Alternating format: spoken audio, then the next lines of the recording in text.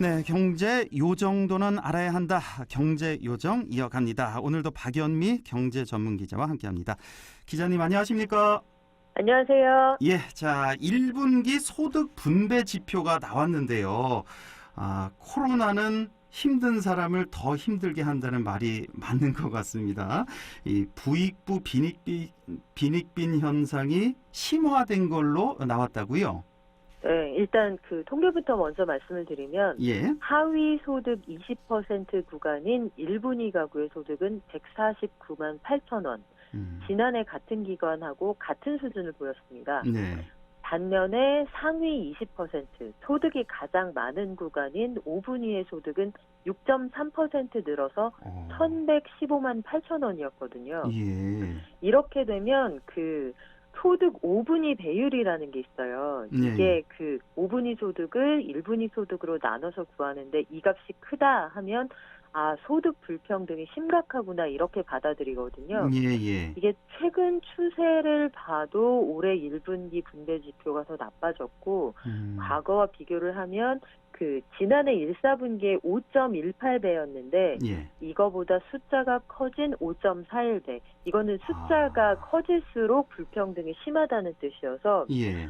지난해 1분기보다 올해 1분기에 저소득층들의 삶이 한층 더 팍팍해졌구나 이걸 알 수가 있습니다. 이 소득 배율이라는 거, 그러니까 하위 20%가 만약에 100만 원 벌었다 그러면 상위 20%는 얼마를 버냐? 그게 이제 541만 원이라는 얘기잖아요. 그렇죠. 몇 배나 차이가 나느냐를 보여주니까요. 이 소득 배율이 이제 점점 줄어들어서 이게 4점대로 내려가나 싶었는데 이게 다시 올라갔군요. 그러니까요. 그 사이 계층은 어땠습니까? 2, 3, 4분위 계층은 소득이 좀 늘어났습니까? 그 1, 2, 3, 4, 5 순서대로 저소득층부터 고소득층이 되는 건데요. 네. 2분위, 3분위, 4분위 역시 순서대로 0.7%, 1.5%, 3.7% 늘었으니까 소득이 원래 높은 가구일수록 소득의 증가폭이 컸구나. 이게 고스란히 드러났습니다. 아이고 그렇군요. 예, 소득이 이렇다 보니까 지출도 역시 저소득층일수록 좀 그 감소폭이 컸을 것 같은데요. 더 적게 썼을 것 같은데요. 어떻게 나타났습니까? 일단 그 가계지출 현황을 좀 보면요. 1분위 가장 소득이 낮은 그 20% 구간에 계신 분들은 지난해 1분기하고 비교할 때 소비 지출을 10%나 줄이셨어요. 많이 줄었네요. 10%면. 네. 사실 그 1분위 가구에서 10%가 줄어든다는 건 기존에도 지출이 그렇게 많은 구간이 아니기 때문에 굉장히 큰 폭이라고 볼 수 있고요. 반면에 상위 20%를 나타내는 이 5분위 가구의 경우에는 3.3%만 줄어들었습니다. 이게 전체적으로 그 분위하고 맞아떨어지는 경향을 보였는데 3분위 가구의 그 소비 지출이 좀 줄어든 이 줄어든 폭이 컸다. 이것도 좀 눈여겨보셔야 돼요. 그렇군요. 3분위라고 하면 1, 2, 3, 4, 5 중에 딱 중간이잖아요. 그러니까 뭐 흔히 중산층이라고 얘기할 수 있잖아요. 그렇죠. 중산층의 이 경계선에 계셨던 분들도 소비를 지난해 1분기하고 비교할 때 11% 이상 줄였거든요. 아, 그래요? 1분위보다 더 많이 줄었네요? 그러니까요. 이 중산층의 경계선에 계신 이분들이 소비를 가장 소득이 낮은 분들보다 더 줄였다. 이건 무슨 얘기냐면 내가 중산층에서 그 중산층 이하로 떨어질 수도 있다는 위기감을 느끼는 분들이 실질적으로 많았구나. 이걸 추측해 볼 수 있는 대목이어서 우리가 좀 주목해 봐야 되는 통계입니다. 그렇게 또 해석이 가능한 거군요. 중산층은 아무래도 경기 영향을 제일 많이 받는 계층일 것도 같아요. 가운데 허리 계층이 경기가 좋다 그러면 소비도 확 늘릴 수 있는 계층이고 경기가 좀 안 좋으면 확 줄일 수도 있고 그래서 이렇게 나타났군요. 결국은 일자리 상황이 반영됐다 이렇게 해석할 수가 있을까요? 그렇습니다. 그 저소득층일수록 근로소득으로 벌어들이는 소득이 거의 대부분이거든요. 4월에 취업자 수가 48만 명 가까이 줄어들었다. 지난주에 한번 말씀을 드렸는데 이걸 구체적으로 뜯어서 보면 특히 임시직이 45만 2천 명이 줄었어요. 그리고 일용직도 13만 9천 명이 감소했습니다. 대부분. 그러니까 저소득층이 대부분 저임금의 단기 일자리에 많이 분포해 있는 걸 생각을 하면 그렇죠. 저소득층의 일자리부터 순서대로 사라졌구나 이걸 볼 수가 있고요. 네. 결국은 이게 소득별 가구의 수입 그리고 지출에 그대로 영향을 주고 있다는 걸 알 수 있습니다. 그렇군요. 그나마 좀 이전 소득이라고 하나요? 이건 좀 늘었다죠? 뭐 정부 지원이라든지 연금 소득이 좀 받쳐져서 예, 그나마 좀 다행이라는 생각이 좀 드네요. 공적 이전 소득이라고 하는데요. 예. 이것도 약간 문제인 것이 그 공적 이전 소득이 전체적으로 늘어난 건 맞는데요. 예. 그 저소득층 가구의 경우에는 고령이거나 1인 가구인 경우가 많아요. 예.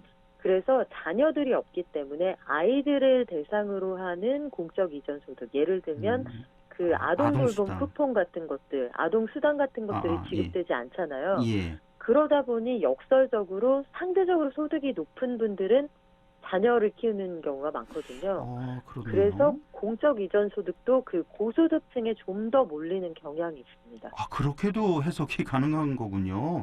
저는 이전 소득은 대부분 좀 취약계층, 1분위, 2분위 계층이 좀 혜택을 많이 본다고 생각을 했는데 이렇게도 또 해석을 할 수가 있군요. 네. 예. 알겠습니다. 자, 오늘 기획재정부 차관도 2분기가 관건이다 뭐 이렇게 얘기를 했네요. 고스란히 이 코로나 영향을 받는 시기가 바로 2분기부터일 테니까요.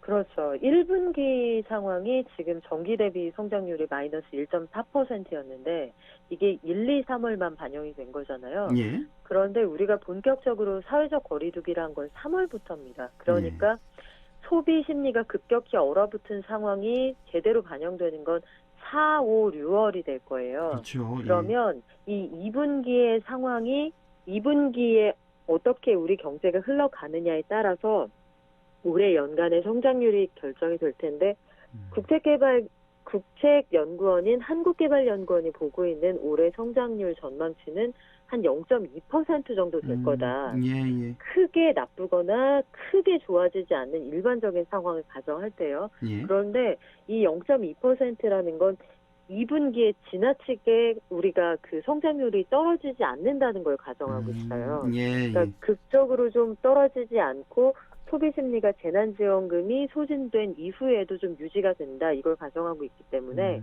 2분기에 여하간 정책적으로 총력을 기울인다는 게 정부의 방침입니다. 그렇죠. 예, 이 0.2%라는 것도 이제 올 가을 겨울에 코로나가 재발하지 않는다는 그런 가정하에 내린 그 수치였고 만약에 그렇습니다. 재발한다면 마이너스로 내려간다는 그런 발표가 어제 있었고요. 하반기에는 무조건 살아난다. 이걸 가정하고 있어서 빨리 잡아야 될 것 같아요. 이런 상황에 수출도 참 만만치 않아 보이는데요. 우리 박연미 기자께서 전해주셨죠. 이 코로나로 수출이 막혀서 99개월 만에 무역 적자 소식도 전해주셨는데 이달 중순까지 실적을 보니까 작년 같은 기간보다 20% 이상 수출액이 줄었다고요? 그러니까요. 203억 불입니다. 올해 그 5월 1일부터 20일까지요. 이게 전년 동기하고 비교하면 51억 8천만 달러 줄어든 수준이에요. 그러면 20.3%가 감소했다는 건데 사실 수출이라는 게 경제 규모가 커지면 늘어나도 시원치 않은 건데 이게 5분의 1이 줄었다는 얘기니까 사실 좀 엄중한 상황입니다. 올해 1월 1일부터 5월 그 중순까지의 누계 수출을 보면 1,872억 달러였거든요. 지난해 같은 기간하고 비교하면 전체적으로 10% 가까이 줄었으니까 하반기에 경제가 좀 살아나야 우리가 수출로 일어날 수 있을 것 같네요. 그렇군요. 품목별로 좀 볼까요? 좀 그나마 반도체가 선방했다는 얘기가 좀 나오던데요. 네, 일단 반도체는 13.4% 증가했습니다. 선박 수출도 31.4% 늘었는데 이 선박은 좀 달리 보셔야 되는 게 반도체는 실질적으로 수출량이 좀 늘어난 게 맞아요. 전체적으로 단가가 떨어졌기 때문에 수출량이 늘어나서 시장 수요가 좀 있었다 이렇게 이해하시는 게 맞는데요. 반도체 단가가 더 떨어졌습니까? 좀 회복이 안 됐습니까? 최근에? 반도체 단가가 회복됐다 떨어졌다를 지금 반복하고 있는데요. 우리가 한참 반도체 슈퍼사이클이라고 했던 고시기하고 비교하면 반도체 가격이 많이 떨어져 있는 게 사실이에요.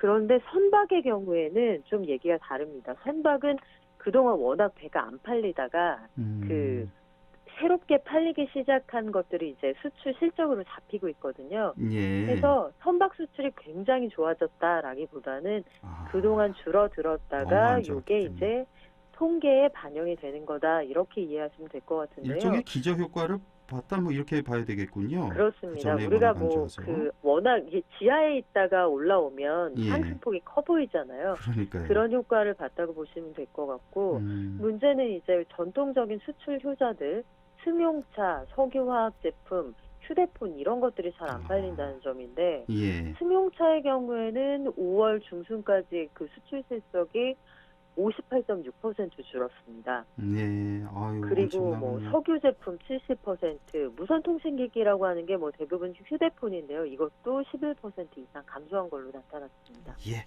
아이고, 오늘도 시간이 다 돼서 여기까지만 들어야 되겠네요. 말씀 잘 들었습니다. 고맙습니다. 고맙습니다. 네, 지금까지 박연미 경제 전문 기자였습니다.